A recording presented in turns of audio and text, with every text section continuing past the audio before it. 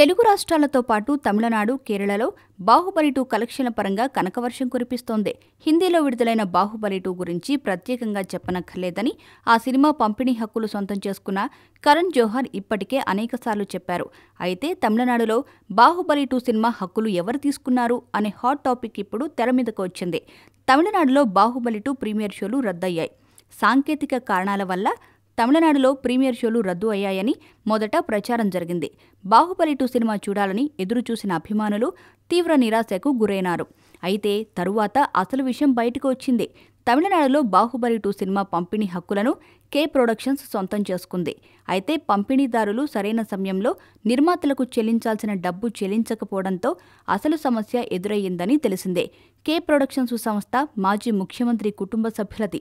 డబ్బు విషయంలో తేడా రాదని, బ్యాంకులో డిపాజిట్ చేయడం సమస్యగా ఉందని చెప్పడంతో ఏప్రిల్ 28 ఉదయం నుంచి బాహుబలి సినిమా షోలు ప్రారంభించడానికి గ్రీన్ సిగ్నల్ వచ్చిందని వెలుగు చూసింది.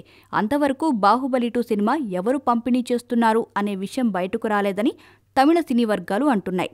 తమిళనాడుకు చెందిన మాజీ ముఖ్యమంత్రి కుటుంబ సభ్యులకు దక్షిణ తమిళనాడులో అనేక వ్యాపారాలు ఉన్నాయి. దక్షిణ తమిళనాడులో ఆయన కుటుంబ సభ్యులు పలు వ్యాపారాలు చేస్తున్నారు. వారు ప్రస్తుతం సినిమా రంగంలోకి అడుగుపెట్టారని వెలుగు చూసింది. బాహుబలి 2 సినిమా పంపిణీ హక్కులు బినామీ పేరుతో తీసుకున్న మాజీ ముఖ్యమంత్రి కుటుంబ సభ్యులు ఇప్పుడు మంచి లాభాలు వస్తున్నాయని సంతోషంగా ఉన్నారని తెలిసింది. ఇప్పుడు తమిళనాడు రాజకీయ వర్గాల్లో, సినీ వర్గాల్లో బాహుబలి 2 సినిమా పంపిణీ హక్కులు తీసుకున్న మాజీ సీఎం గురించి చర్చ జరుగుతుంది.